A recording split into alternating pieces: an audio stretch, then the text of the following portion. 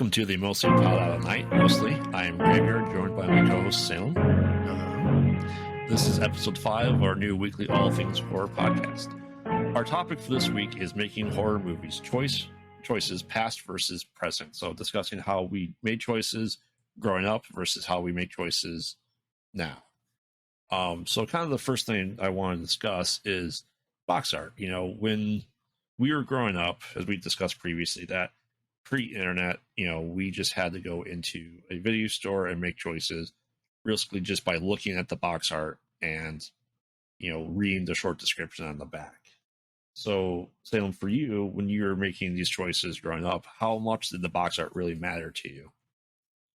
It mattered a great deal. I mean, it was really the only window I had into it. I didn't read any like magazines or watch any TV shows that had any descriptions or anything on it. So I was almost completely reliant on box art and, the little synopsis on the back of the box to tell you what it is and what it's about.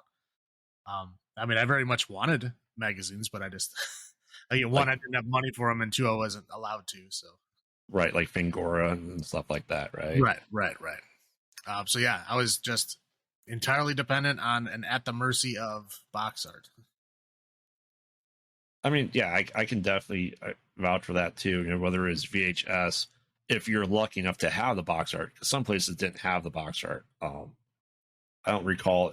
I think Blockbuster didn't always have it. Sometimes it just wasn't there, and it just had the the plastic clamshell case that all you had to go off of the title at some points, right?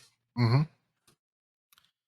I remember Hollywood Video. If you remember those, they actually had the original VHS box inside of a little plastic sleeve, and you'd rent the entire thing. I don't know if you had one of those by you or not, but the ones by me, that's how they did it. Our video store was Video Circle that we had. Hollywood Video we got later, as I'd say late 90s, early 2000s that we got Hollywood Video. I never went there. By the time that came around, Family Video by me was a more prevalent thing. At that point, it was VHS was gone for the most part. DVD was in, like I said, late 90s. They still had VHS sections, right? But they were trying to sell everything off. Yeah, well, I was broke, and I had an old junk VCR, so I was still renting VHSs. But yeah, that would be it was the late 90s era when I was going to Hollywood. Yeah. Now, yeah, there were, box art, greatly thing, great artwork, as we discussed before. 80s, I think, exploded with all of a sudden having this fantastic box art. That they realized, hey, that's what sells, is the home market that kind of made horror just, I think, spring to life and just overflowing in the 80s. And then people realizing that they could create all this wonderful box art and kind of not necessarily trick people into buying it, right? Or to renting it so they can get that known there and people recognize the box art. I think, we're looking 35, 40 years later, that it's still a case, right? People remember certain box arts. Do you think it was, how do you feel about it? Like, do you feel like some of the box art was dishonest? Do you think it was kind of just a big marketing thing? Like, because I can talk about, the NES video games, right? You have good examples of really great box art. The games are really, really bad. Oh yeah. I mean, yeah, there was lots. I mean, for video games especially, there was a lot of instances of like pictures being on the cover that had nothing to do with the game, or a very, very far off rendition of what's happening in the game, because the guy drawing it has no idea what the game is about, or has probably even seen the game. Right. He just gotten like a rough translation over the phone of what it is. Like, all right, I guess I'll draw that. But do you think that correlated as well to the horror movies? That not necessarily if it was like a hand drawn thing that scene never appearing in the movie itself. I mean, it went both ways. I mean, there was some that were great. I mean, there was some that were great depictions of it. Like like the Nightmare on Elm Street ones, right? They were like very cool, like hand drawn, almost like painted. But they were very indicative of what was in those movies, right? There was an artistic style to it and everything, but they were pretty faithful to what the movie was about and the characters in the movie. But yeah, there's a lot of other ones that were just, was way off. I mean, like Right. the box art looks really cool, but it just, yeah, like those things did not happen in the movie, or they're just like, over, representing things that kind of happened in the movie, but they're like showing it. This happens all the time, on the box art. They did that stuff Right. all the time. Right. Now, do you think box art for me, especially when when I started working and started having income, not necessarily renting it, I would go like we started getting like a disc replay by me.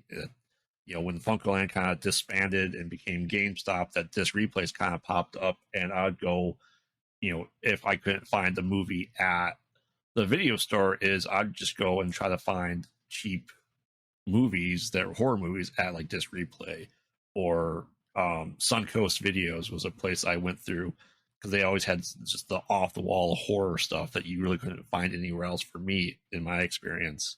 And still, it was still just kind of going off of the artwork, right?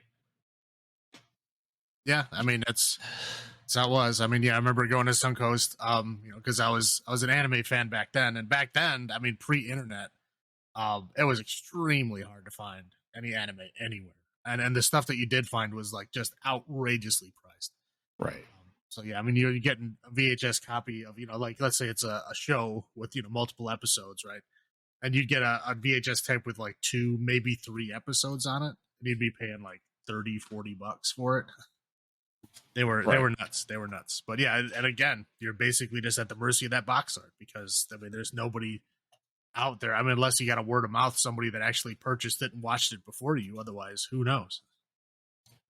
Could be Right. great, could be bad. I mean, but yeah, anime was the same way.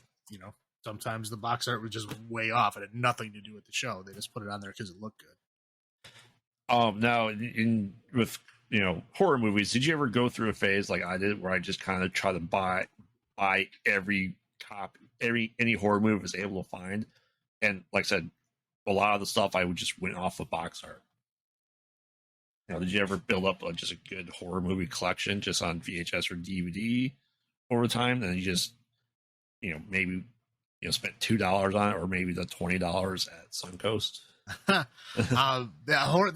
horror stuff I never really spent like that much money on. I mean, I made it a point to go to video store and like rent, like entire franchises of things, to make sure that I saw all of them. But yeah, I never really bought them. I mean, one, I didn't have the money for it, and by the time I did, I was so far behind that I was like, I didn't want to start at that point. Okay. But I mean, I bought my favorites, the ones that I knew I liked, but I didn't buy ones blindly. Okay. Yeah, but like if the video store had like the buy 5 for $10, I would blindly buy them if I couldn't find anything else I wanted, just to get the 5. Those good deals. Did you ever end up buying any like DVDs or VHS from the video stores, or was it always just something that you've seen that you wanted? I used to do it at Blockbuster, back when Blockbuster, because when they got a new movie, they would buy like whatever hundreds of copies of it, right? Because they had that like always in stock thing, Right. so they had like all these copies, and as soon as it was like not popular anymore and they moved it to like the secondary shelf, they had like hundreds of copies that they needed to sell off, and they would just throw them in the big stack, and they would sell them for super cheap, and they'd always have like that, whatever, 10 for 10. I mean, I don't think they were that cheap, but they had like all kinds of deals. But yeah, they were mostly just overstock from stuff that they had bought too many of it. And I did a lot of that. I mean, that's probably over half the DVD collection I have now is probably from that. Right. I did something that I kind of regretted doing, was when the DVD became like the standard format. Is anything I had on VHS, I go, you know what? I'll never need VHS again. And I went in this replay, sold every VHS I had, and then bought the movie on DVD. VHS, I held on to them for a very, very long time. And it basically got to the point where I had moved twice. So this was, I mean, at least probably like a 6 to 7 year period, right? I'd moved twice in that period. Yeah. And both of the places I had moved to in that time period, I never even bothered hooking the VCR up. because I mean, I had a whole bunch of VHSs, like a whole box of them. I mean, there were some of them that were awesome. You know, I had like old anime stuff that I, value to me because I had spent a lot of money eventually collecting entire series of these things. You know, I did a lot of stuff that I couldn't really find on DVD yet. Right. And I just didn't want to get rid of it. I was like, I want to watch these eventually. But yeah, after like moving twice and not hooking up the VCR at all, and then going to pack up again to move for a third time and seeing just this giant box of VHSs, I'm just like, you know what?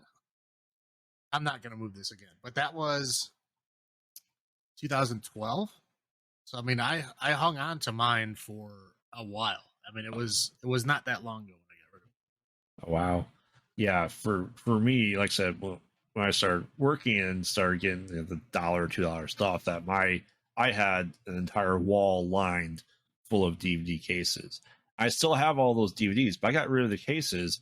I put them all in the binders because it's just easier and not enough space. And VHS takes up a lot of space. There's no getting around that. You know what I mean? It's blasphemy. Keep your physical cases, man. Come on. I did not win that battle when I got married of keeping all those things. I kept all the DVDs, but like I said, I have them, but I ripped all my movies onto digital copies. That way I can watch it from any TV in my house, not worry about DVD players anymore. But I mean, you think I'd be the opposite way because how I keep my video games, that I would have all that stuff. And for some reason, for me, movies never stuck to that.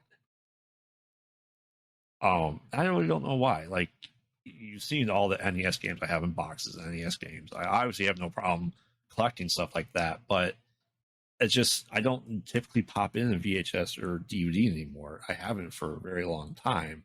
So they're kind of in the back of my head at that point. It's all digital or streaming now for me.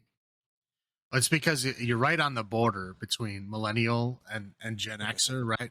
So like sometimes you're like, I need the physical collection, but sometimes you're like, no, I'm okay with digital. See, that's because you're right on the edge. See, I'm all in on the Gen X side, so I need physical copies of everything. Like I said, I have the physical copies. That's just I rip them and put them on my media so they're digital. So like I said, I keep the physical copy as a backup. Like I never get rid of them. It's not doesn't. I count. know it doesn't count. Okay. I mean, yeah, like I said, you're right. Of that I'm on that towing that line that we've discussed video game stuff. We discussed a lot of stuff in books in the past too, and I think it pertains to movies. Is we're at the age if you didn't have it, you didn't own it. And that's the way it was. So, yeah, I mean, it makes sense that we still have the urge to have the physical copy of things.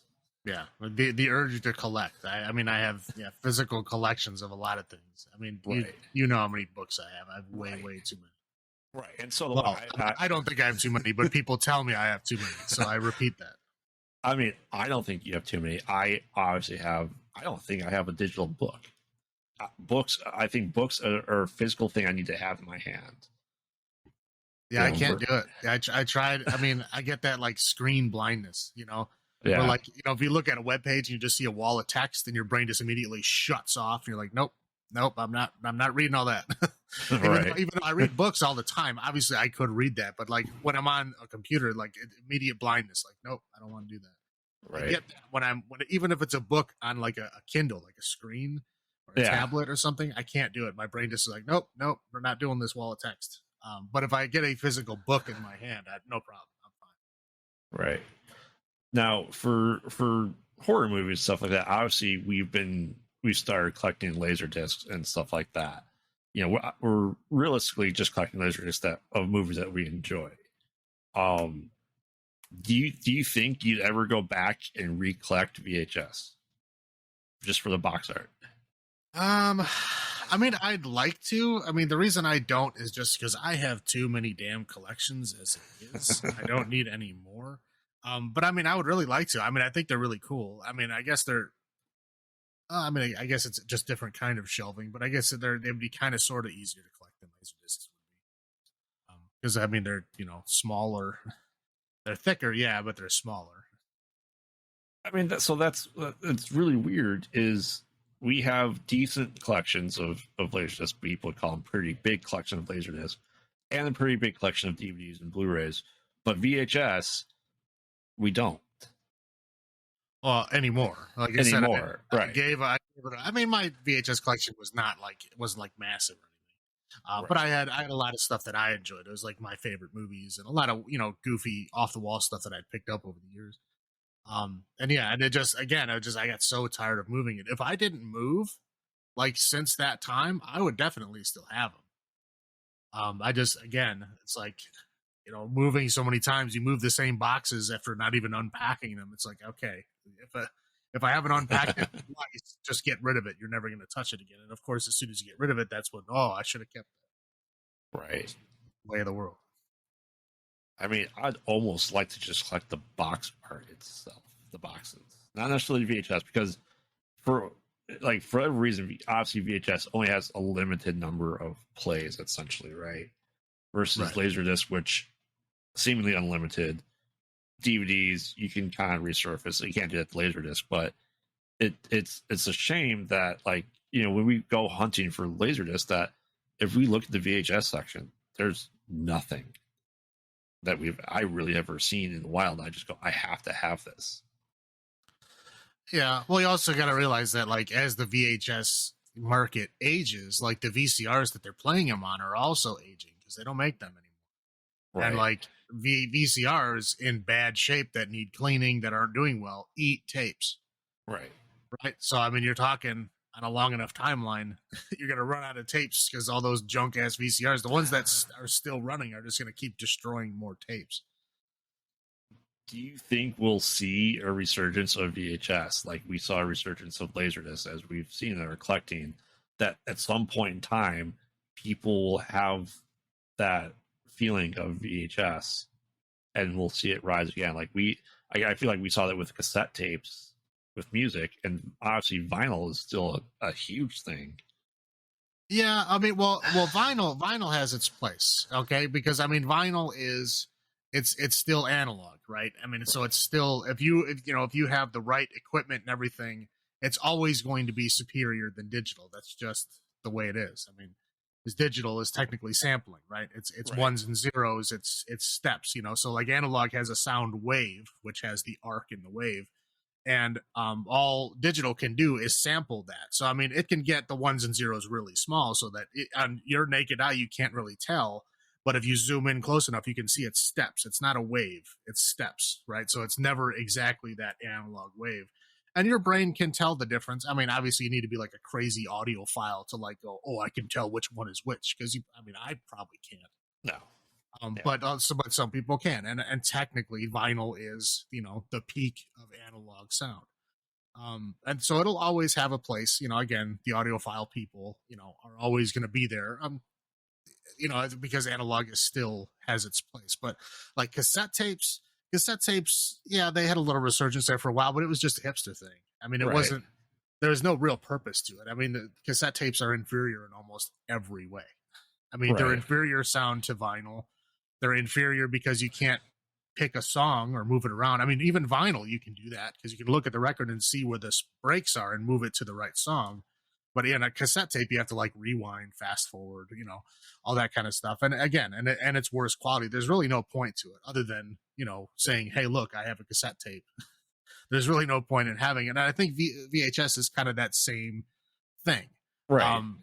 I mean, obviously the true analog stuff, like the reel to reel movie stuff, nobody has that stuff anymore unless you're a crazy. So we're discussing that VHS is kind of in that same realm as cassette tapes. It's just kind of I wouldn't say inferior media, but it kind of is. I mean, it is. I mean, simply because of the fact that if you're looking for pure analog movie, I mean, yeah, really, you're going to have to go to an old school theater that has the old 35 millimeter film, right? I mean, that's going to be the best version of it. So that would be your vinyl, right? Would be 35 millimeter, in a theater.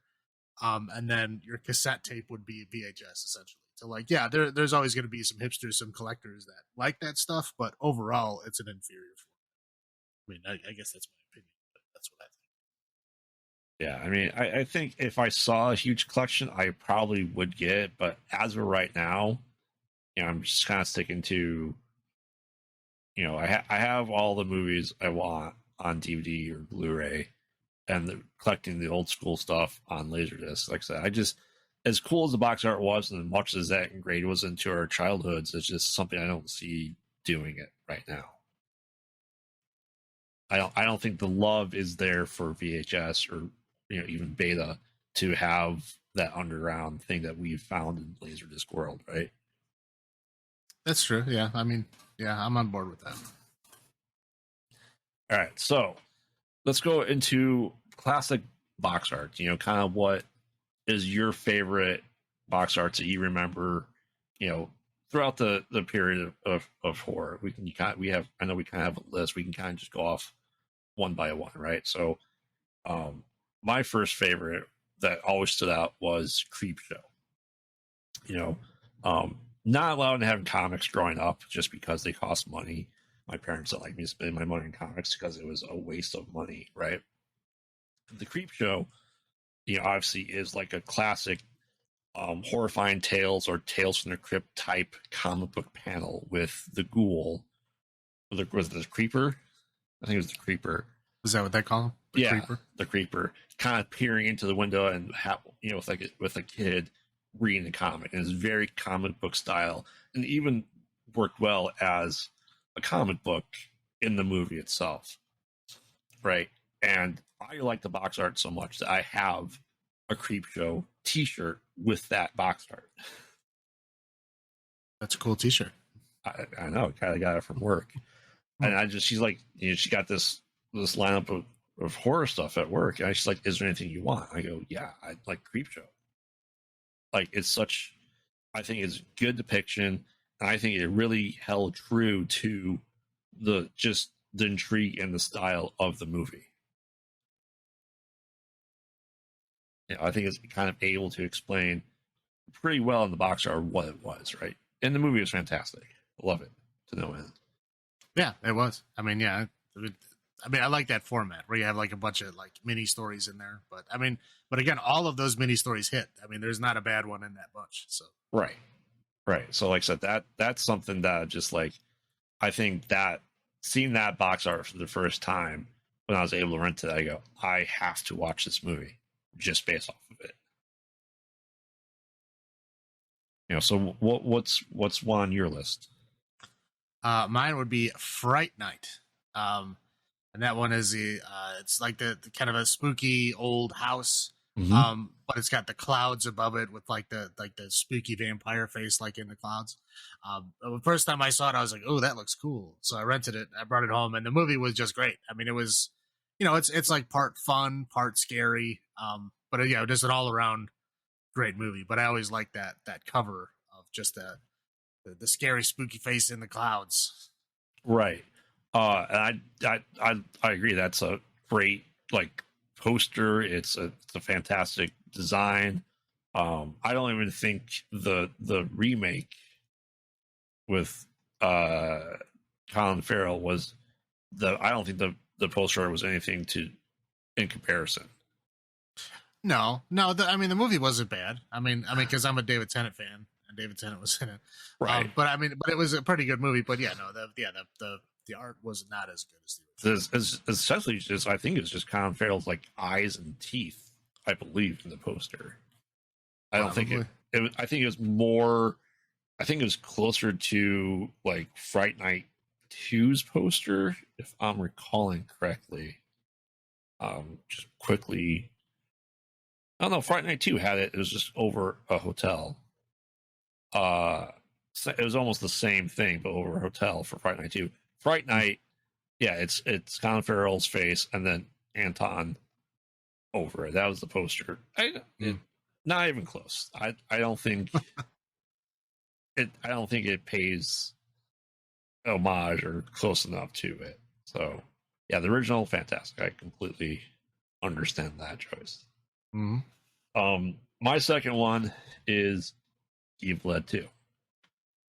Evil Dead, you have the classic of, the woman coming out of the grave, the hand coming up from the grave and grabbing her by the throat. which does not happen in the movie. And Evil 2 is, the kind of like the profile, the side profile of a skull kind of turned towards you with glowing red eyes, right? Once again, I have that as a t-shirt. I'm not surprised. I mean, it's Evil Dead. I see Evil Dead t-shirt, I'm going to buy it.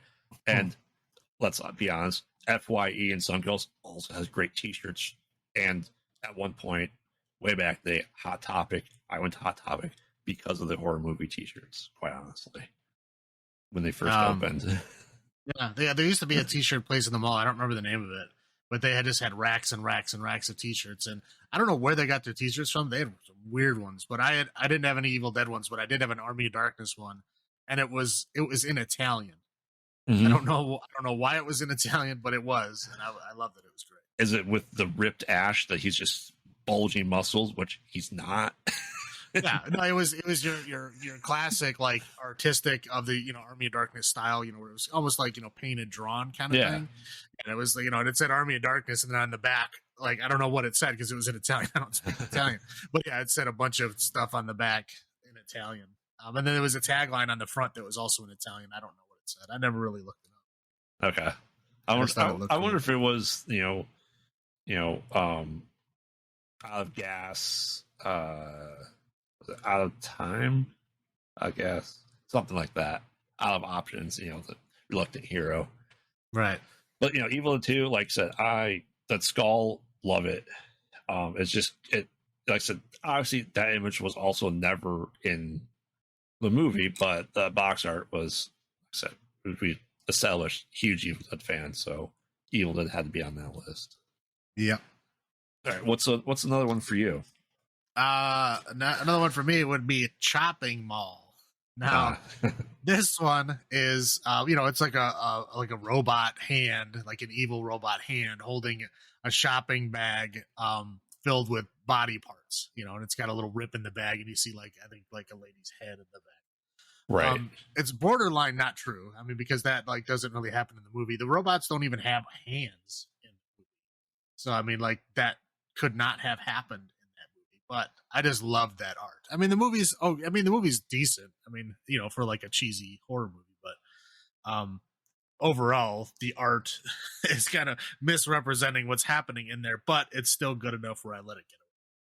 Yeah, I mean, I like that robot hand. No one ever got chopped in the shopping mall. That's correct. That's correct. Oh, I mean, got lasered. Yeah, right. They never got lasered. Yeah, I mean, it was. Yeah, the box art is great. I love it too. But yeah, there's no robot. The robots didn't have hands. Correct. They look like they would have been out of RoboCop.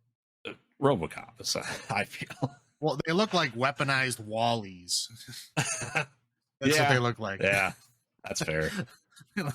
That's fair. Bigger weaponized Wallies. That's what they were. Yeah. I mean, yeah, fantastic box art. I mean, I recall that it wasn't even going to be called Chopping Mall at one point, if I recall correctly. Was it going to be called Laser Mall? It was something else, and they went with Chopping Mall just because of the play on the shopping mall, right? Well, yeah, I mean, it's just marketing in the 80s, in the era of the video store. So yes, of course they made it sound and look good. Right. And I think that was strictly made to sell, not whether it had anything to do with it. Yeah, no, that box art writes a pretty big check that the movie doesn't really cash, but it gets close enough to it. I'll let it slide. Right. And tagline "Buy or Die." It had nothing to do with buying. Considering that all the murders happened after mall closing hours, so right? No transactions were made. Right. So the next one for me, Dead Alive, or what's the other name for the pizza hat? Not in America. Jeez. They put me on the spot. I don't remember what it was. Yeah, it was. It's not. We got Dead Alive, right? But the. Why can't I find the poster? it's essentially the skull coming out of the mouth, right? Yeah, it's like the woman like spreading her mouth open, and there's like a skull coming out. Right. Yeah, and that's the image that, like, when I was, yeah, it's the skull coming out, which, oh, it's called Brain Dead. That's right, Brain Dead. Okay. Yeah, I mean, there's something similar to it. Like you had the idea was kind of there, but something kind of similar happened in the movie. Not a skull, but the woman, when she's, the demonic baby, right, actually comes out through her back of her head and her skull splits open, and the demonic baby or undead baby, whatever you want to call it, comes out of her skull. So that's kind of close. I'd give it that, but it was definitely intriguing enough for me to go, I have to see this movie. And I always call Dead Alive the New Zealand Evil Dead. I mean, that's very fair. That is an accurate depiction. Because instead of a chainsaw, what's he use? A lawnmower. It's you know what I mean? Strapped to his chest. Strapped to his chest. Yes, I mean, it was gory. It was a pretty damn good movie, I think. It is my first introduction to Peter Jackson.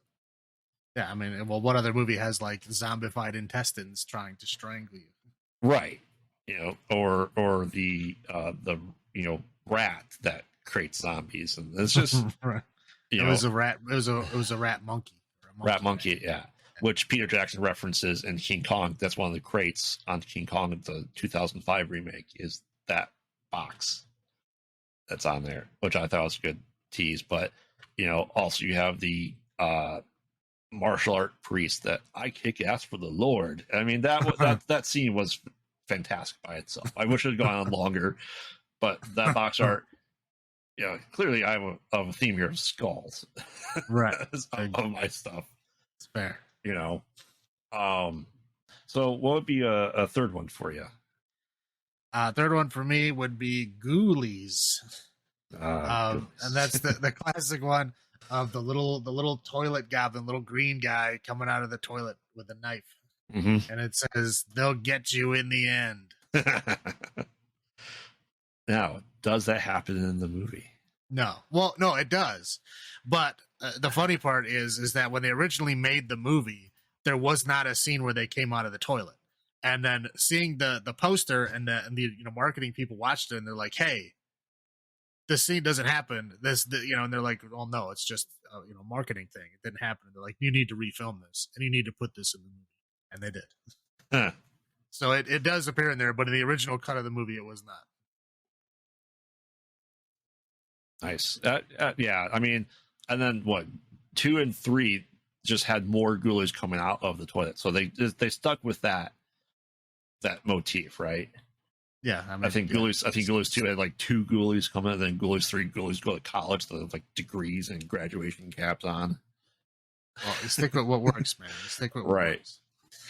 Right. So, I mean, do you think the box art did the movie justice? Did you get what you're expecting? Because I think it's pretty puppety, and I think it portrayed it pretty well. Well, yeah, because it was actually like a still from the movie, so you got to see how cheesy the effects were on the box. So like you knew what you were getting into. You didn't think this was going to be like, a gourmet movie, right? You knew it was going to be a B movie, and it, totally delivered on that. Yeah. Now, I know we have for the fourth one, we have the same thing, right? That's correct. Return of the Living Dead. Yes. Now I love punk music. I love everything with punk, right? And zombies, Living Dead, obviously kind of skullish again on there for me. And it was, I think, for me, it was a very vibrant box art, right? Very colorful punk and zombies. And I that alone made me want to watch it, was just the box art itself. Yeah, no, I mean, at that time, I thought punks were super cool. I mean, I was too young to be a punk, and I didn't have a mohawk or anything like that, but I thought punks were super cool. Because there was a lot of them in that era of But I thought they were super cool. I also liked horror and I liked zombies. So yeah, it was great. It was all these things wrapped up in one. Yeah, yeah. I mean, it's the two punks, right?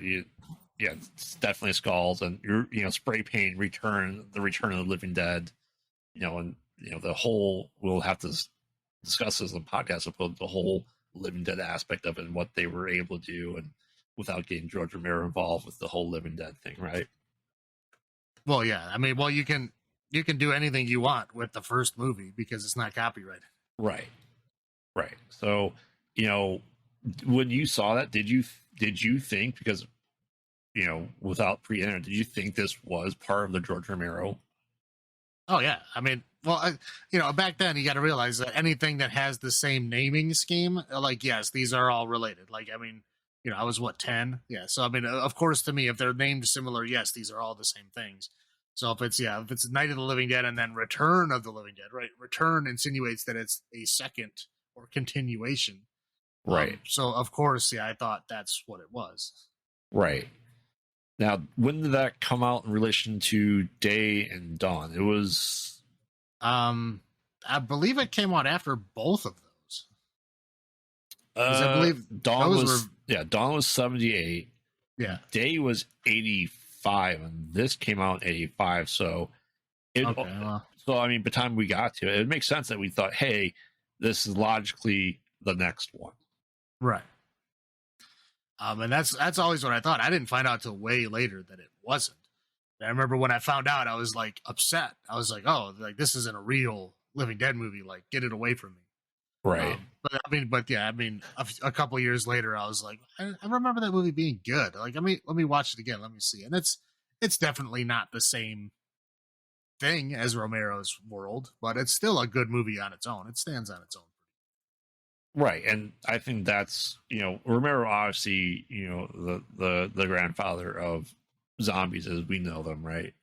But Return of the Living Dead, they kind of go, it's not just destroy the brain, that any part can still stay alive, right? It's not destroy the brain and it's dead.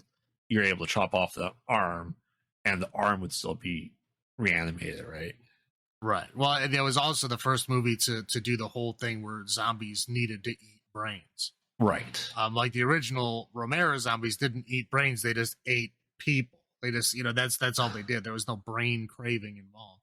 Right. And that's, again, when I found out that it wasn't an official Romero thing, I was like, oh, get it away from me. Because then everybody was, when everybody jumped on that zombie bandwagon, everybody was like, brains, and I'm like, you don't know real zombies. Right. Yeah. I mean, obviously, I eventually got over that, but I was upset about it for a while. I was a zombie purist for a while before I just, stopped caring. When did you stop being a zombie purist? When they got filled with rage from monkeys? No. Jeez, I don't know. I mean, it was a long time ago. It was before I got rid of my VHS collection, so it was more than a decade ago. But yeah, there was a time in there where I was a zombie purist, where I was very upset when people said brains and they were followed the not Romero zombie rules. I mean, do you think that part is now so ingrained into society more than Romero's at this point?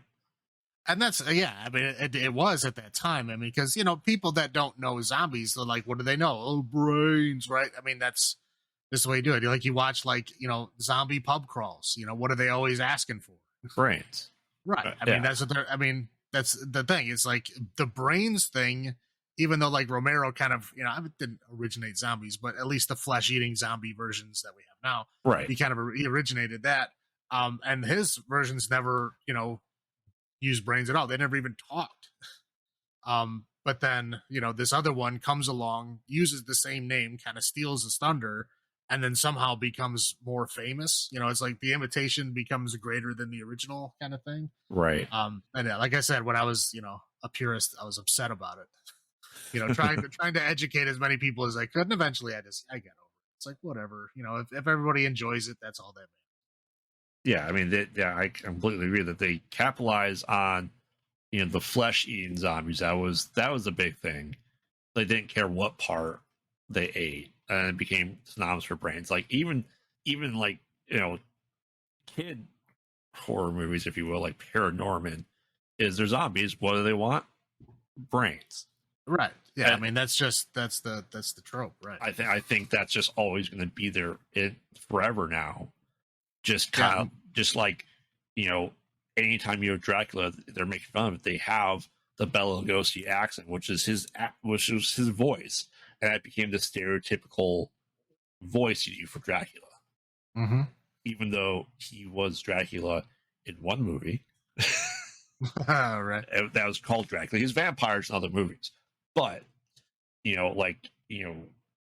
Son of Dracula, he doesn't have that accent, and so yeah, it's just now part of normal everyday life. It's just zombies want brains.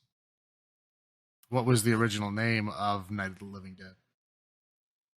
Oh, I know it. Can't think of it right now though. Night of the Flesh Eaters. That's right. And it was apparently already made previous to that. It was a movie that nobody watched, but it was already made. But that was when they originally made the movie, and they printed everything, and they were ready to go. And then somebody at the last minute told them, "Hey, this already exists. You need to change the name."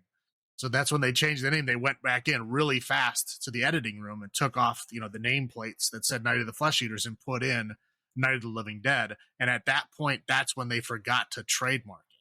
That's when they forgot to put that copyright in there. And that's why they don't have the copyright now. Is when they put the original Night of the Flesh Eaters name in there, it was copyrighted. It was trademarked. But when they did the quick switch out, they forgot to put it in there. And so now it's forever open source, because all the records that they had to prove that were lost in a flood. Right. So now it's just forever open source. But is that for the better or worse for the zombie genre now?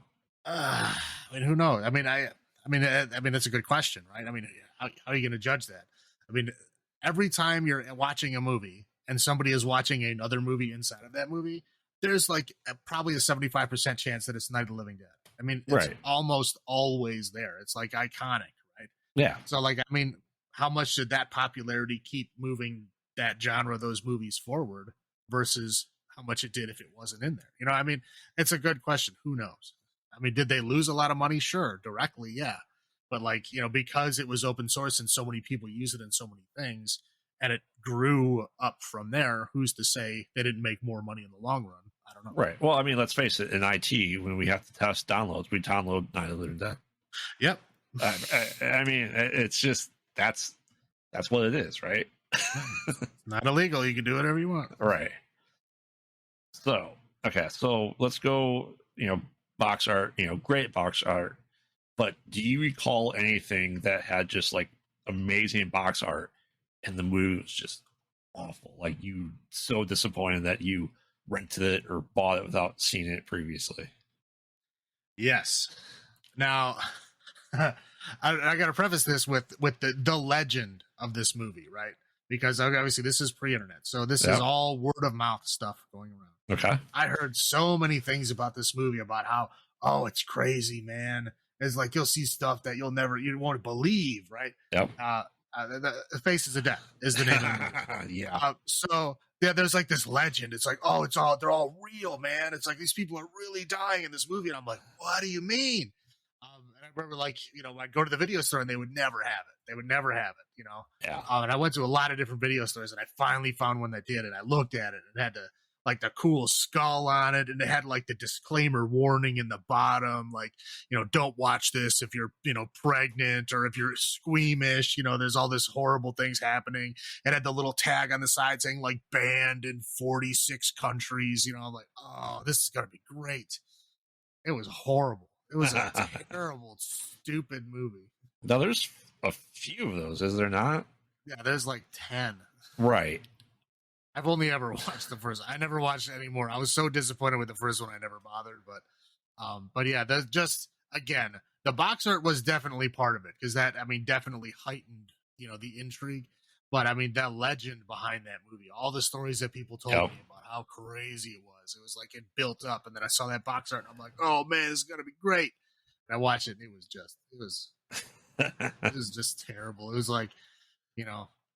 sad trombone, deflated balloon. Right. I mean, I was definitely in the same boat with you. I was renting stuff, and I'm like, you know what? there's the Faces of Death, and I'm like, I just had to watch it just to see what all the fuss was about. And I mean, yeah, it was not good. It was almost like, I don't know. Would you consider like a Serbian film just like a newer version of it? Uh, yeah, but I mean, at least the Serbian film like had a plot. It was a stupid plot, and it didn't make a whole lot of sense. It was just there to shock you, right? Right. But at least there was an attempt at a plot. Like Faces of Death, there was no attempt at a plot. It was just like different effects. People were just like, I'm going to run with this scenario. I'm going to be a satanic cutting off a head. Like, okay, I'm going to be a guy eating a monkey brain. Like that's it. There was just these little like disconnected scenes of like, yeah, I mean, if you're an effects person, it might be great. You're just watching different effects. Like it's like effects without a movie is essentially what it is. Right. I mean, yeah. Yeah, I agree. I completely agree. It's not what I ever expected it to be. So I mean, so you spent money renting it, and you said you only watched like the first two.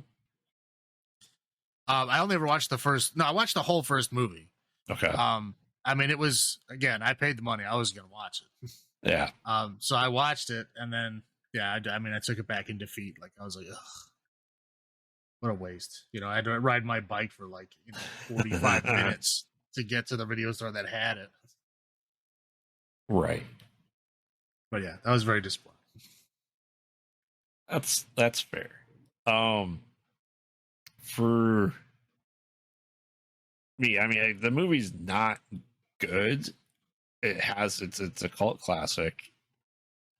The box art was amazing, and I don't know what I was expecting going into it.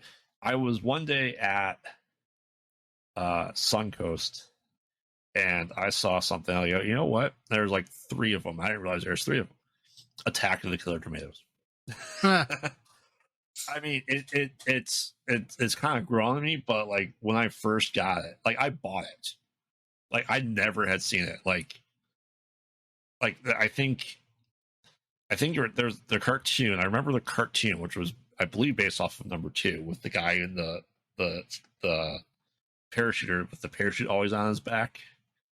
But Attack the Killer Tomatoes, like I don't know what I was expecting with the title, but the box art looked, it's a giant tomato attacking people. Like, all right, we're gonna see maybe some really great effects. No, this like no rolling tomatoes, right? That was yeah, it's like Night of the Lepus. It's just like footage of rabbits hopping around and then people pretending like they're afraid. That's what tomatoes were. It's just like people rolling tomatoes and then they're pretending like they're afraid. I mean, I don't think the movie took itself seriously. I think I was expecting it to, but it's more of a parody at this point, right? Yeah, no, I mean it knew what it was. It wasn't trying to be all serious or trying to like somehow convince you that this is for real. No, I think they were aware of where they were. Yeah.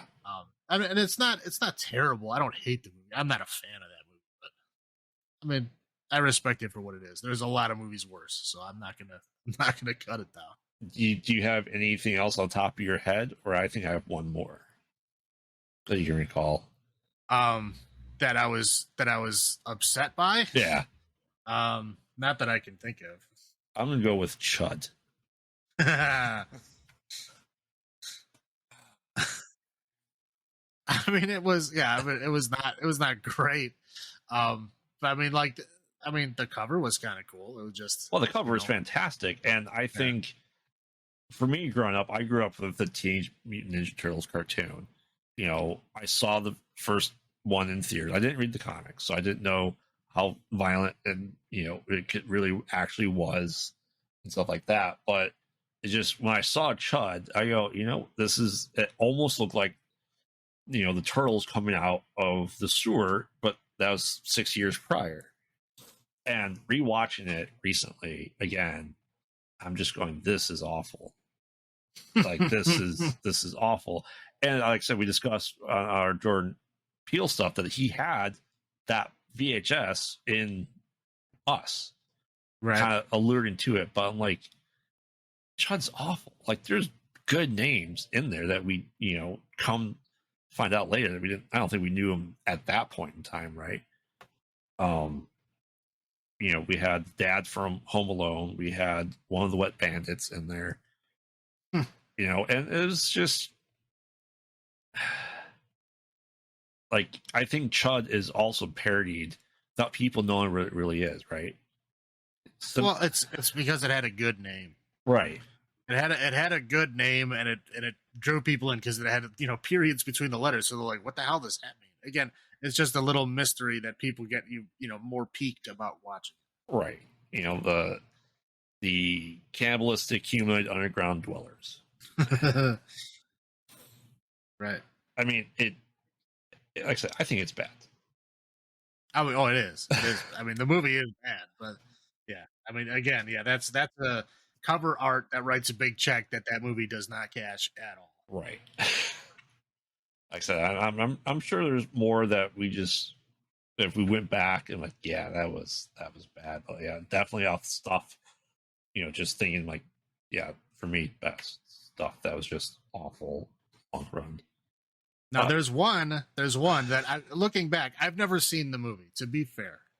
But a lot of people have said that this is a very, very bad movie, but I never watched it. And that was because the cover art was so terrifying to me that I could never bring myself to watch it. I could never even bring myself to pick up the box. Really? Okay. I couldn't even touch the box. Well, yeah, like, me, I'm terrified of big bugs, right? Yep. So the movie is The Nest. Ooh. Now the cover is, it's your typical 80s, like, drawn art cover of a giant cockroach that's like attacking a scantily clad woman. Okay, and the cockroach is like almost as big as she is. Yep. It's huge. Yep. It's terrifying. Okay. I would like avoid the shelf that it was on, like the whole row that it was on. I would just try to move around it because I was always terrified of bugs. So I never ever watched it. But from what I've heard, people say it's a terrible, terrible movie. They say the only good thing about it is there's like a neat effect of like a half human, half cockroach hybrid in there. But they said the rest of the movie is trash. So it kind of counts because it probably is a bad movie. I was just too scared to watch it. I don't think I've ever watched that movie. Yeah, I don't think anybody has. But I just remember that box art. Again, that's because it burned into my memory because I was terrified of bugs. But yeah. So I mean, obviously, you're talking about the scene of the half human, half cockroach. Do you think it's close to like what we got in one of the Nightmare on Elm Streets where she turns into the cockroach? I know you don't like that scene. I don't like to think about it. I mean, I'm assuming it's probably something similar. I've never watched The Nest. I don't plan on ever watching The Nest. But I mean, if I ever get brave one day, maybe I'll tell you. All right. So, best surprise do you have of the box art? Past or present, that you just based off of the artwork, that was just like an amazing movie for you. Like, what do you think was the best surprise for you? Okay. This is not going to be a surprise to you at all. But the best surprise for me is Hardware, the Richard Stanley Hardware, because if you look at the cover of it, right? Yeah. The VHS cover of it just looks like every other generic kind of action-y horror, sci-fi movie, right? Yeah. Doesn't look like anything special. But back, in that era when I was a kid, I watched every single one of those movies. I mean, even if they were terrible, I loved them because I was super into, sci-fi. I was super into, sci-fi action horror. Those three things combined as those, best movies ever. And so, of course, that movie fits all three of those things. So I was like, oh, I need to watch this. And I watched it, and it blew me away. It was so far beyond what it advertised. It had so many more elements than it advertised. Again, it's one of my very favorite movies. But yeah, I just rented it, assuming it was going to be another one of those, Predator ripoffs. Because if you look at it, it kind of looks like the infrared vision, kind of looking, of his face, right? And then it's just got a couple of like generic scenes from the movie in there, trying to make it look like a cool sci-fi, post-apocalyptic thing, right? Yeah. But yeah, that movie again, it does a lot more stuff that it needs to do, and it does it really well. I mean, it just the world building, like all the background stuff that's happening in that movie is just phenomenal. It blew me away at the time, and it's still great now. I mean, yeah, I can definitely see that. And, I didn't watch it up. I never saw it until a couple of years ago when we watched it together. And I'm just like, wow, this. I don't know how I missed this. Like we discussed it. It was what 1990 when it came out ish, 91. Yeah, and, right around there. And it's just that was before my time of it being able to rent it. And I think by the time I was able to rent movies, it wasn't there. So it never crossed my path that I can ever recall. Yeah, and it never released in the DVD era. Right. They never had a DVD of it. So like that whole DVD era, it was just not there. And then it missed most of the Blu-ray era. They did eventually finally release it on Blu-ray. Not that long ago, within the last 10 years or something. Yeah. But they finally re-released it, and it was great. They did a good job on the Blu-ray. But yeah, the furthest it got was Laserdisc. They did have a Laserdisc version of it, but it never made it to. And you have it on Laserdisc, guys, right? I do. Yeah. Yes. I do not. I wouldn't mind it. You know what I mean? It was a good movie. Actually, I think we're going to discuss Richard Stanley's movies at some point. I know you're a huge fan. I am. So, for me, I mean, I could easily say Evil Dead. The box art intrigued me, and obviously it's the number one horror movie for me anyway.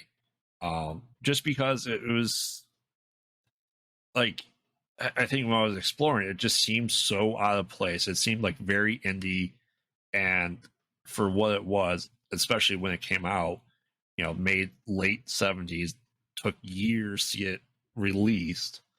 And honestly, it just blew me away. Like it to me, it was what horror movies should be. So I'll put that one there. But one of the first DVDs I remember renting that had interesting box art that I absolutely love to this day is the 99 remake of House on Haunted Hill. It was my first introduction to, Dark Castle Productions. I had seen Vincent Price stuff, but for a remake, to me, it was amazing. Like Jeffrey Rush was Vincent Price. And I know I said that before. He could have just redone everything Vincent Price did, but that movie for a remake, I think was hands down probably one of the best remakes that exists, if you can consider most remakes good. Yeah, I'll give you that. It was definitely in the upper tier. Yeah, so I mean that was those two. Obviously, Evil Dead came first for me, but yeah, those two definitely some of the best surprises I think I had just for box art. We'll move on to our next talking point. Is we're talking about the old school way that we would pick up movies, right? Box art. We discussed in your previous episodes. Do you feel that with streaming services like Netflix and Shudder that we have, it's kind of the similarity that we have now, right? That we can kind of look at the box art, we can get a synopsis, we can kind of see a trailer. Do you feel like it's similar to what we had growing up for picking horror movies? I mean, technically it's better, right? Because, like you said, you can play the trailer, you can, see the little stinger thing, right? Where, depending on what service you're in, you like hover over it and it'll give you a little scene from the movie or whatever. Like I said, technically it's better because there's more to it. There's more things that give you an idea of what you're going to watch, right? Right. So in theory, it should be better. In practice, for me, it's worse. Right. Because there's so many options that I don't know. I have no idea.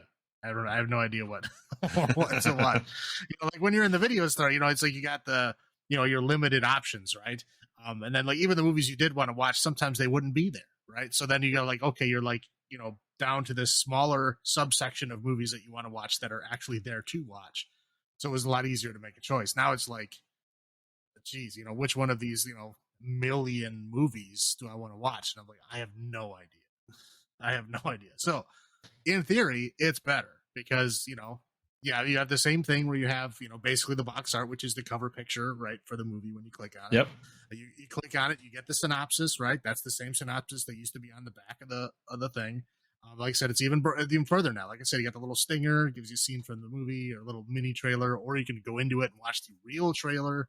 I mean, there's a lot more to it. There's a lot. You should be able to make a choice, with a more educated choice. And I just, I can't. I'm bad at it. I mean, I would consider like Stinger, like, because we have the great box arts, you have the great fronts, right? The back would have typically images, stills from the movie, right? So you're able to get a little bit of information, like Hellraiser, where you're able to see, it had a picture like the Cenobites on it. You have a better picture of Freddy or Jason, because the box art for Nightmare on Elm Street was Nancy with the blanket up to her eyes, and you had the misrepresented 5-claw, the 5-blade finger, which he lands 4, but you're able to get clips from the boxes, right? If you're able to see the back of the box. So I mean, I agree. It's almost too much information. I'm finding it harder to pick up new movies, even stuff that's old that I may have missed. It's like you had your limited, maybe 50 horror movies at your video store growing up, and if you went through them, you just have to wait for new ones, or you have to go to a different video store where they might have different copies of different things, right? Mm-hmm. And you could almost argue, like, Shudder is putting out good stuff, right? The VHS, last 2 VHSs have been on Shudder. We had Prey that came out on Hulu. Netflix, we have some horror movies made strictly for Netflix. We had some of the Welcome to the Bloom houses that were only on Amazon. And for me, I'd find that information, but it's harder for me to go back and try to find stuff I may have missed growing up on the streaming services. And I don't know a good way to remedy it other than making lists, listen to other people's podcasts or descriptions of movies, like What Culture Horror, where they briefly discuss the movie, and I go, this looks interesting. If there's going to be a spoiler, I try to turn it off before I hear anything about it. And for me, like, the video on demand is not any different than the straight to home release, the VHS or straight to DVD. Stuff that never made it into theaters that, I think it's very similar that we have the stuff on like Shudder, that you have the B grade, you have the C grade horror movies. To me, it's the same. What do you think about that? Yeah. And again, I think that's a big part of that's the little millennium part of your brain that you still have. It's for me, it's just so hard to like search for things in the digital world like that. I don't know. It's very, very hard for me. Like I said, technically it's better. I know it's better from a technology standpoint, from an option standpoint. It's better. It's better all around. It's not the same for me, and I just can't. I can't progress past that. I can't like adapt. I mean, I am obviously. I do still watch a lot of movies and stuff, but it just it's if I'm trying to watch something and I don't know what to watch, I probably won't pick anything because I'll be looking at trailers and looking at movies, and then I look at the clock and I've been doing it for like 2 hours. Okay, and now I got and now it's like it's too late to watch the movie. So like, okay, well, I'll have a better educated choice next time, I guess. It's more equivalent to channel surfing now, as we discussed before. Kinda, yeah. Right. Do you want to go back to? Would you go back to the video store? Would you go back to like a Redbox to the original Netflix where you'd pick the DVD and get it shipped to you, right? what would your preferred method to go back and watch stuff that you may have missed? I don't know. Yeah, I mean, like, I don't want to go back to the video store. Like, I don't want to have to go somewhere before I want to watch a movie, and that's my, modern technology laziness now. I know it's contradictory to me complaining about having too many options. I get that, but yeah, I don't want to go back to the store. Right? I mean, Redbox is pointless. I've never used Redbox. It's like, because again, it's like going to a streaming box to pick a physical movie. I mean, you don't get anything more out of that box than you do out of looking on the streaming service. Right. Well, I mean, I think the only thing that would be great for me is if like somebody like curated me a list, like here, you should watch these movies. These are the movies. If you've never watched them, you should. And again, I seek those things out. Like I go online and I look at lists that people make of like greatest movies, horror movies for this, for that, for whatever genre, years, whatever. And then I try to like okay, that's cool. And if like more than one person says this is a good movie and I haven't seen it, then I'll watch it. Right. But yeah, just like looking at a list of movies, like I've made so many bad choices, which I think everybody has because there's just so many. Right. And marketing is good enough to where it looks good, because they're trying to sell you on that. Hey, look at this picture and this synopsis and this little trailer. It looks good, right? And you start it and it's terrible. Yeah. But yeah, I mean, that's really all they have to put their money into is to get you interested enough to click on it. Right. And that's all I care about. There's a lot of studios that literally that's all they care about. Now, do you think as our podcast progresses that we're going to force ourselves to change that? Like we may have to go back, go to the list. We may have to even browse and try to find new stuff, right? Every once in a while, like I like to watch What Culture Horror and they discuss stuff. And I will go, I'm like, you know what? Maybe I do need to watch Jack in the Box 1 and 2 or The Terrifier. It's kind of like word of mouth at this point. Or, I don't know. Did you ever, with renting movies, we had trailers on them, right? Uh-huh. Did you ever go through and go, hey, I'm renting this movie. They probably put trailers that might appeal to me and then go kind of down that path of I'm going to watch the movies that the trailers were in this rental? Yeah. I mean, yeah, when I was a kid, that was how I learned about a lot of movies, because I didn't like have magazines or anything like telling me what upcoming movies were coming out. It was just like you go to the video store and you see what came out. I mean, obviously, as I got older, I would know where to look to find the movies. But when you're a kid, I didn't know. Right. Do you just see them when they came on? That was it. Do you trust the algorithm to tell you may also like after watching one of these movies? Absolutely not. Absolutely not. You don't think it knows you well enough? No, I don't know. I mean, again, if I know what I'm looking for and it says, oh, hey, you might want to watch this, and that's the next movie that I want to watch that's like directly related to this one in some way, hey, that's great. Thank you for making me not have to search for it. But if it's some movie I don't know, no, I don't trust. No, get out. I don't trust that stuff. I don't trust that stuff as far as I can throw. Right. So I guess the question is, I feel with, when we had to give physical money to the video stores, did you feel obligated, no matter how bad the movie was, to watch it completely? From the video store, absolutely yes. I mean, like I said, Faces of Death. I was done like after the first little vignette, right? I was like, this sucks. But I paid my whatever $2, right? Which is again for me, that's a lot, right? Right. So yeah, it's like that's like almost the GI Joe guy back then. So yeah, like I mean, yeah, I would watch that thing all the way to the end, and like I said, I brought it back in defeat. Like here it is, I brought it back. Now, do you have? I mean, because I'm a completionist. Well, I may not watch everything the same. I have to finish it, even now.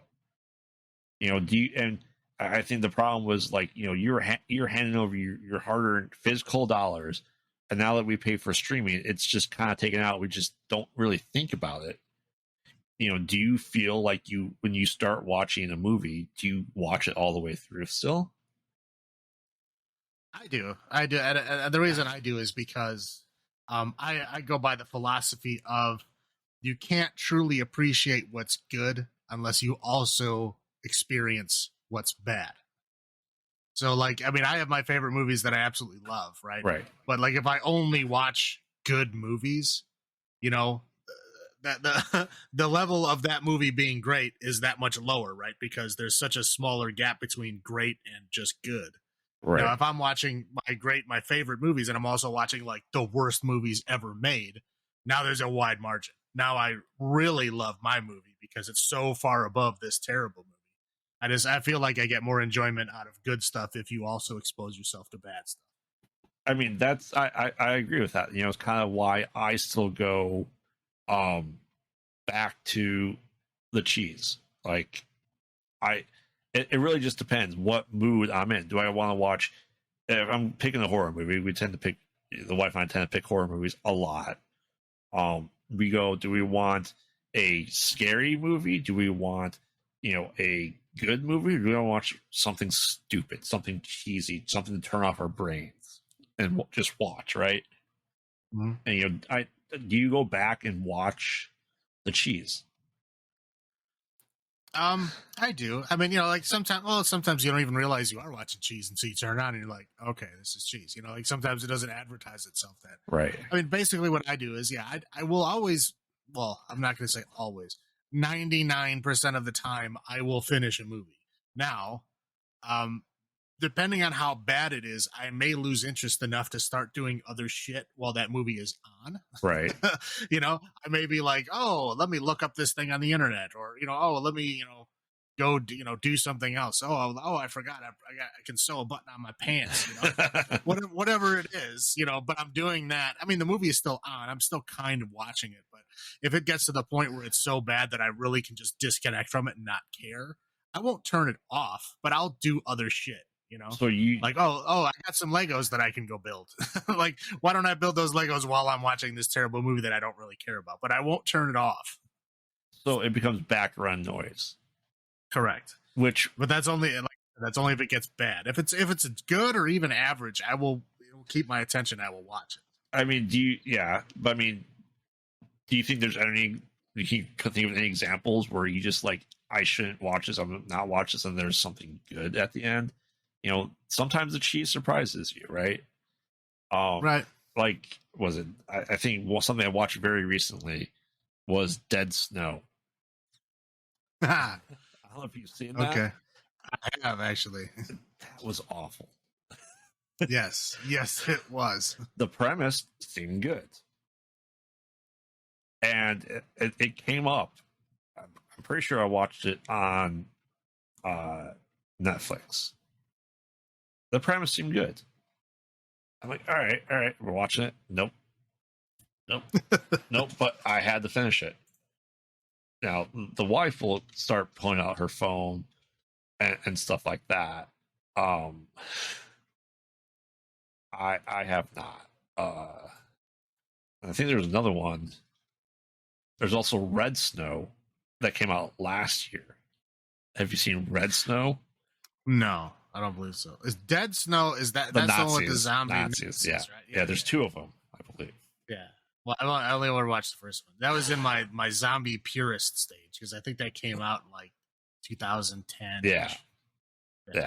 Red Snow is a struggling vampire romance novelist must defend herself against real life vampires during Christmas at Lake Tahoe. And there's like 4 things that will make me not watch that movie you just described to me. Yeah, that came out. One is anything that says young adult and vampire in the same sentence. I'm done. Nope. It just came out in December. Oh man, it was like, I don't remember what it was, but like the poster is pretty good for it. I was intrigued by it. It was awful. Like it felt like Twilight meets 30 Days of Night. Yep. I mean, realistically, that's what it was. And I'm like, this is This is just awful. Just awful. But you know what? I'm watching it all the way through. And again, I mean, you said Twilight, right? Yeah. I'll give this little tidbit away. It's like when Twilight first came out, right? Everybody was talking about Twilight, Yeah. right? I knew I hated it. I had never read the book. I had never watched the movie. I knew I hated it. I already hated it. But everybody was talking about it. I'm like, all right, I'm gonna try to watch the first movie. I'm gonna see what this is all about. I'm gonna see just how bad this is. Right. Right. And yeah, I started watching it, and I don't even think I was like 10 minutes into the movie when I was already like catching myself doing other things in the room. Like I was just not interested at all. It was that bad. Again, but I did not turn it off. That movie stayed on all the way to the end. But I was doing all kinds of other things. I never left the room or anything. Right. I was always in the room, but I was doing all kinds of other stuff. Just because, yeah, it's terrible. It's bad. I mean, Yeah. that's what I do with movies when they're bad. Is I won't turn them off, but I'll start tuning out. Obviously, I'm paying attention enough to know the major gist of what's going on. Right. But yeah, I'm not as involved as I would be if it was a decent movie. Yeah. I mean, I watched Twilight normally once through with the wife. I think the girlfriend at the time. I don't remember how old that movie is at this point. If I rewatch it again, it is with riff tracks, hands down. You know, I won't. I don't care if it's a riff tracks or not. I'm not watching it again. I've done it once. I don't need to do it again. You know, I don't know if you have ever watched any. I mean, obviously we grew up with MSC3K, right? And riff tracks exists as well, and I'm part of the riff tracks friends where, you know, spooky season they put out riff tracks to really bad horror movies, one of them being Jack Frost. Now Jack Frost, I recall renting it because it sounded amazing, and the one with Shannon Elizabeth. Yeah, that's why I read it. Yeah. And it's something I will rewatch. I'll watch it normally, and I'll watch it with you know, part of riff tracks friends. It's just like I said, it's such cheese that I have to watch it. Like I said, it really just depends if I want cheese or if I want good. It usually varies for me. Yeah, that movie was really funny because it came out very closely, like related. I don't remember. It must have been within a year or two, either way. I think it's the same year. The other Jack Frost movie starring like Michael Keaton, right, as the adorable, lovable snowman, right. But it was like so close together that it was like I think I thought it was the same movie for a minute until I realized what it was. But again, they came out so close together. I think that was why it always stuck out in my mind. Well, I think that the most recent one I can recall for that was Frozen, because you have the Frozen Disney and then you have the Frozen with Iceman with the ski lift. I don't know if you ever watched that. Nope. You should watch. I haven't watched either one of those movies. You should watch the one with Iceman on it, because it's about a group of people. They're on a ski lift and the ski lift breaks down and they're stuck there and trying to get off of it and being in, like, you know, a blizzard and trying to get off. And it was pretty good. It's pretty good. You know, I remember discussing with people, they always get the confusion. And I think the same thing happens with Jack Frost, right? Right. So I know we briefly discussed picking out new movies now, right? You know, we discussed it a lot off the podcast. We, you know, constant communication. It's pretty much word of mouth and trailers now. But, you know, besides that, how else do you find yourself going and trying to find new horror movies besides that to go watch? How do you typically do it? I don't just like blindly look at a list of movies and decide which ones I want to watch, because I've had really bad luck doing that. I'll wait till somebody like mentions it. I'll wait till somebody says, "Hey, this is a good movie, you should watch it." Or, you know, if there's like an article where somebody talks about, "Oh, this is interesting in this movie," or, you know, this, like a particular director, or, you know, if an actor is in it or something, you know, something like that. So it's going to kind of like tie me to it in some way. But yeah, like I said, usually I'll have to get. Usually I like to do at least 2 or 3. Whether I see it in an article or if somebody mentions it to me, I get a couple of those, and I'll be like, okay, now I'll watch that movie. Because, enough people have told me about it to where I think it's going to be good enough to watch, or at least experience. Right. But yeah, I mean, other than that, if it's just just going in blind, I very rarely ever do. But I mean, I have such a backlog of movies that I should have watched anyway that I really don't. I don't need to go in blind and look for something to watch. I just go to the list that I have and watch some from there. right, I know you keep a list of stuff to watch. I should too, because I forget of stuff. Of things I do to too. watch. Yeah, really. That's why I started making lists, because there was a lot of things that I forgot. Because especially with shows. I mean, because with the lockdown and everything, there was just so many shows that I was like, oh, I should go back and watch this, right? So I was like going back and watching it, and then I was forgetting about newer shows. And then people are asking me later on, oh, did you watch this show? I'm like, oh, wow, I totally forgot about it. Like it kept happening. There's so many things that, like, there was a couple of years later where I would remember a show that I completely forgot to watch that I really wanted to watch. I'm like, man, this is like, I need to do something. So that's when, I have a physical list. It's literally, it's on a Post-it note right next to me right now. Nice. Where I have every show that I've wanted to watch, whether it's been referred to me or I've watched parts of it and want to watch the rest of it. All that stuff is in a physical list. It's not numbered or anything. I just pick one when I'm looking for something. Right. But yeah, I also have one for movies too. That one's in the other room with the TV because I don't need. Right. But yeah, I mean, so it's like, yeah, when I'm looking for something to watch, I just go to the list and then watch something on that list. I don't ever need to go in blind. But again, if people tell me, hey, you should watch this movie, I'll put it on the list. And if it sounds interestingly enough, I'll watch that next. Right. That again, the list is not in any particular order. It's not like a Netflix queue where it's how it used to be with the numbers and you have to watch them in that order. No, it's like I can move my queue around whenever I want and watch it. If one sounds interesting over another. Otherwise, I just keep working through that list. Right. I mean, that's obviously good for new movies, right? Do you do anything special to try to find stuff in the past, like 80s, 70s, 80s, 90s? I mean, obviously, as we do this, we're probably going to find more stuff to that we miss and watch. But do you ever go back and look for older movies? I don't like just go back and just start looking through old movies to see if there's any that I find enjoying. But again, like I said, like looking through articles, people talking about movies, there was like they're influenced by this or this is a remake of this.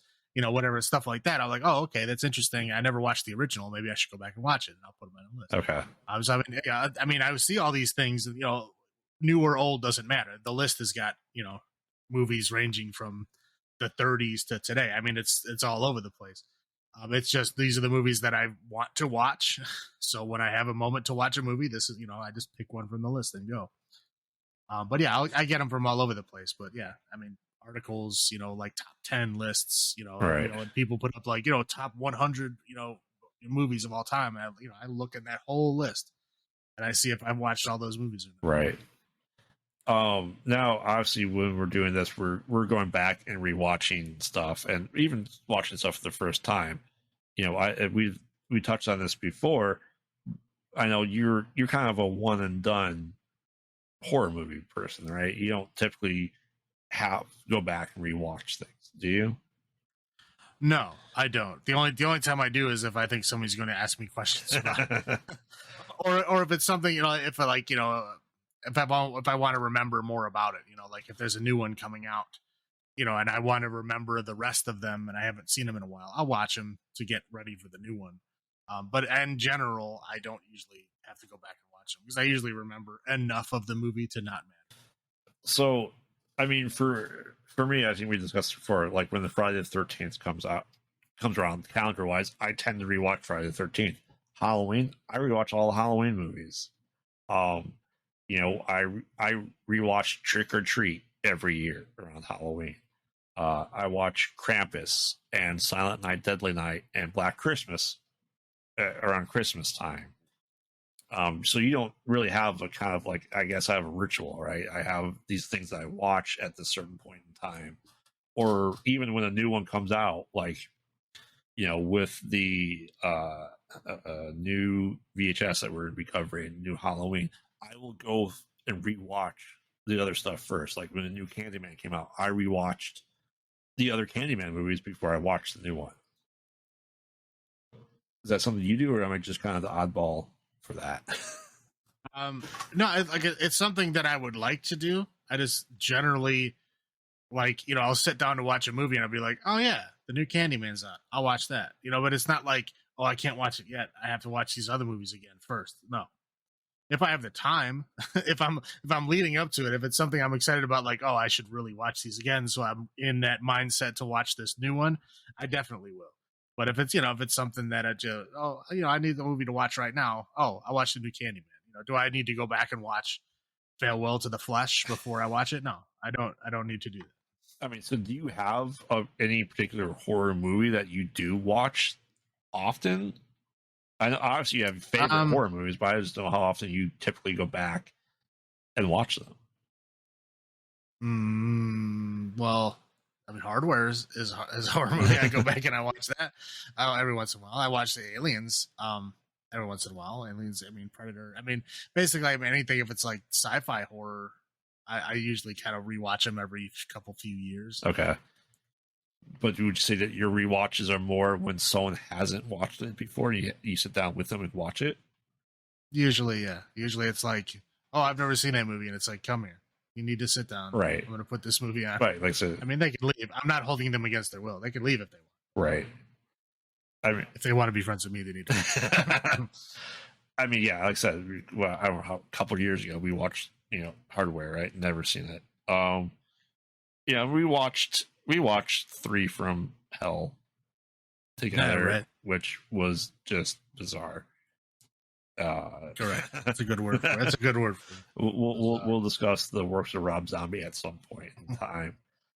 Like I said, I just rewatch the same stuff, like at certain points of the year, and then everything else I try to fill in and do it. I probably watch, not including this podcast, I probably watch 1 or 2 horror movies every weekend, quite honestly. And no, like I said, I would love to rewatch. Like, I mean, my favorite movies and stuff, I would love to rewatch them all the time. I just, again, with these lists, I have so many things to watch. I don't have time to rewatch stuff. Like, if I can still remember the gist of the most of what happened in that movie, I'm not going to go back and watch it.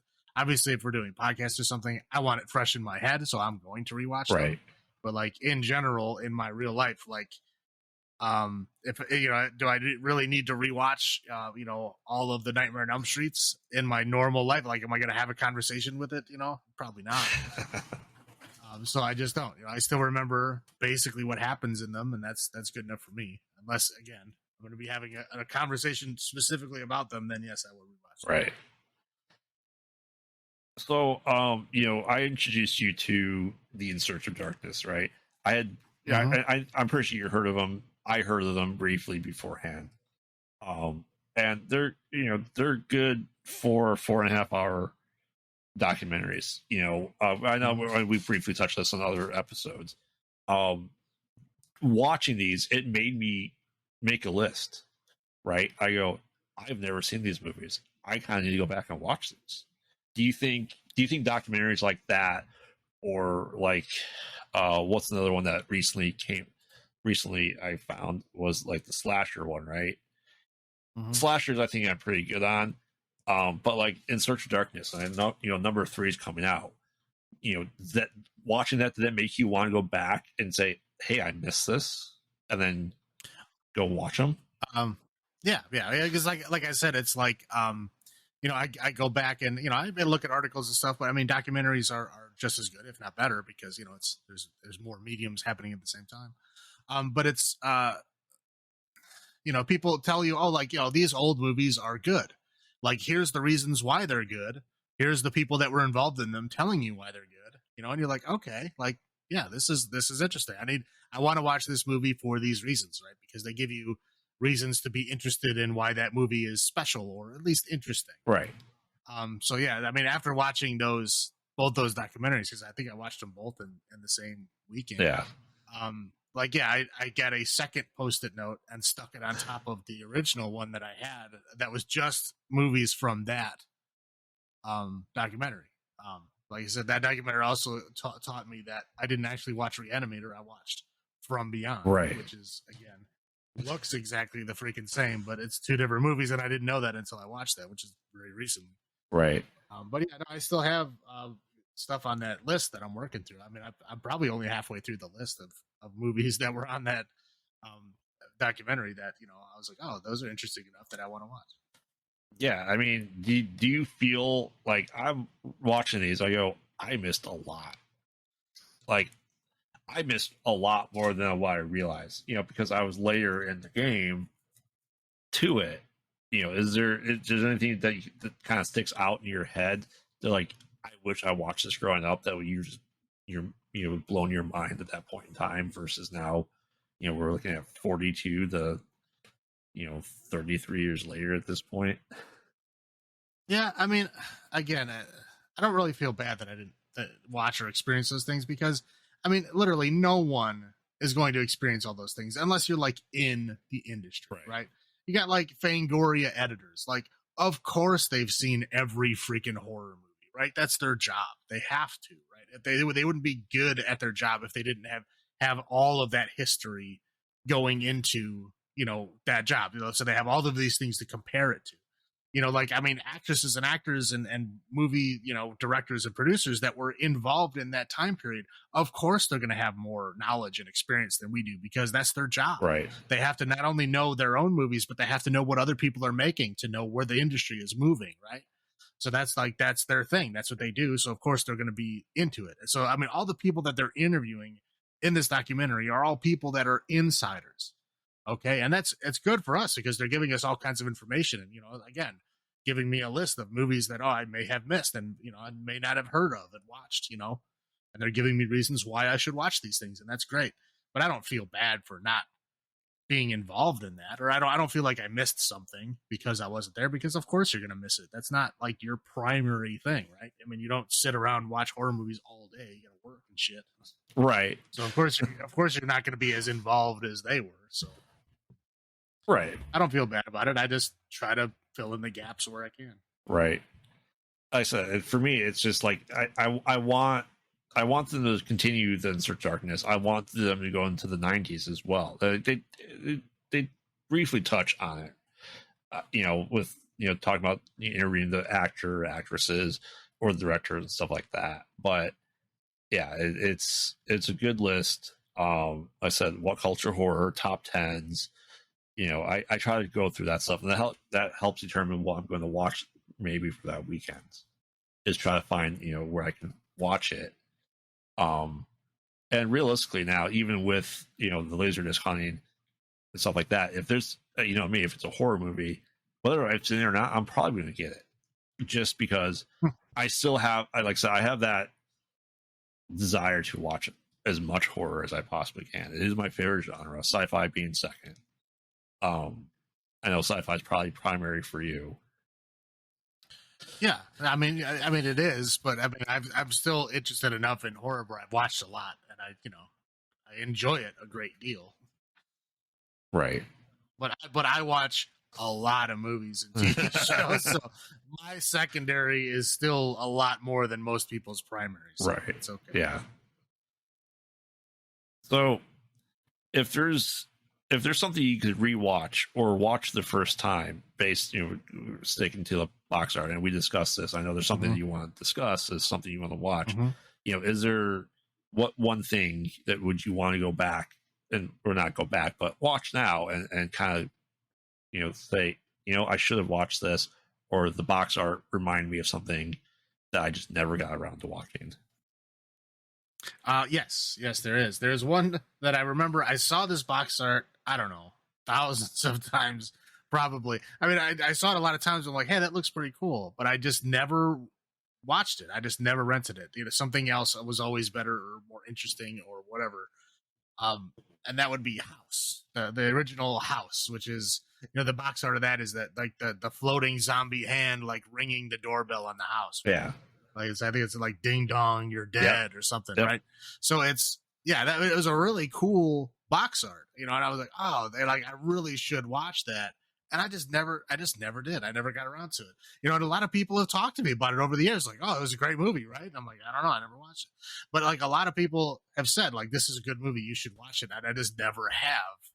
So if I have to pick one that I need to, like, remembering, looking at this box art stuff reminded me that I need to go watch House, and I will. And that's the one that I'm going to go watch is the original House, which I have never seen. So I will do. Have you seen any of the houses? Oh, no. There's 4 of them. Third one's not technically a house story. Well, you know me, man. I have to start from the beginning. Right. I can't watch House 4 if I haven't watched House 1, 2, and 3. Like, I can't jump in halfway through something. Right. I have to watch it from the beginning, which, well, I've told you about it. It's hard, like, when you're listening to podcasts, because you're like, oh, this is a cool podcast. Like, when did they start? 10 years ago. So you have like 1,000 episodes, because I don't like to start like mid thing. Like, oh, this is their newest one. This is their best one. But like, yeah, but I need to know from the beginning. Like, I need to know how they got here. I need to see the journey. Right. So it's hard for me to start on new things if they have like 1 million episodes. Yeah. House for me were special orders from overseas on DVDs when I wanted them, because I think I watched House. It had been on Sci-Fi or Monster Vision or something like that. I originally had watched it in the 90s. And like the DVDs, House 1 and especially House 2, so hard to find. Like, they had to go to the Borders and special order them, and I paid like $40 for the DVD. Wow. Just because it was that hard to find, and I don't know why. Yeah, I mean, again, every video store I think I ever went to in that era, like, House was there. I remember, like I said, I saw that box art all the time. And it was one of those things that was always like, oh, yeah, I should rent that. And then something else always distracted me. I always went to something else, and I never went to that one. But I always remembered the box art. I just never got to it. Right. Yeah. Something that I recently, probably in the last 2-ish years, especially for lockdown, that I always saw the box art that I had, that I'm like, you know what? I never watched these. I don't know why I never watched them. Demons. Or not the Demons. Night of the Demons. Oh, Night of the Demons, okay, right? Yeah. With the Jessica. Was it Jessica? Like the Night of the Demons, where she's like eating the popsicle or the sucker, right? Right. Yeah. I mean, yeah. It's an iconic box art. I remember seeing it all the time. I've never seen that movie either. But it's one of those ones that it was probably like right next to House. I've seen it 1 million times, like that box art 1 million times, but I've never watched them. Yeah. There is 3 of them, and then the remake. The remake was 2009, and it had Shannon Elizabeth. It had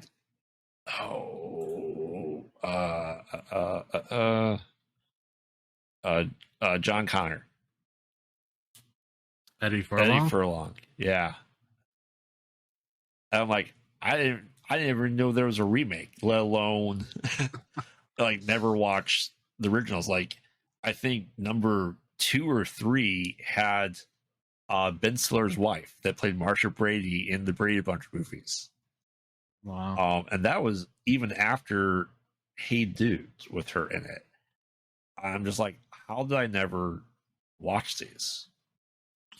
Like, as soon as I saw the box art, I go, I've seen this 1 million times. Right. And like, why? Like, maybe in my head it was never a series. I didn't know it was a series. When I was going through and watching all the series I could, I just missed it.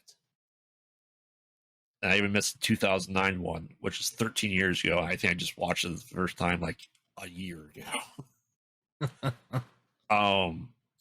No, there's the big list. Like, I would say The Changeling is something I need to watch. Especially because we're getting a lot more stuff like that, right? Yeah, I think we're seeing a lot more items like that. Something I also recently watched was the this Slumber Party Massacres, which just had a new one, is also one of those things that you always saw. I feel the boxes for, right?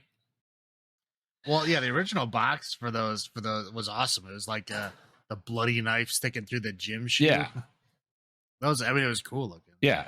Yeah, the movie I don't think lived up to that. Well, no, I mean it's just a good reason to see boobs, essentially. And the second one was so bad that I never bothered watching any other ones. Yeah, I mean it's just like, we watched last night. We watched Videodrome. I don't think I ever sat down and watched all the way through. It's something I was on tons of lists. I remember the box art, and it's just something that just slipped through the cracks. Yeah. Oh yeah, it was just one of those movies that I watched a long time ago and always loved, and it's bizarre, but it's still fun. Yeah, like I said, after watching the Slumber Party Massacre, I'm like, all right, now I got to watch the Sorority House Massacres, which is a spin-off of it, right? I go that stinking deep into this when I go into this stuff, right? And just trying to find Sorority House Massacres, it's really hard because they never really made it onto anything other than VHS. Well, yeah. And I don't remember where Slumber Party Massacre was. Was it Sci-Fi? It was Sci-Fi. Like, you think they would have had, I mean, it would have been a very watered down Sci-Fi for Slumber Party Massacres because there's a lot of nudity. Yeah, right? But yeah, I mean, it's so cheesy. It's something I think we should discuss, not just those as a whole, but yeah, it's something that I just had to find. And I still go through box art still and try to find, if it says 80s, I don't know if this is gonna be cheesy or not. I don't really care.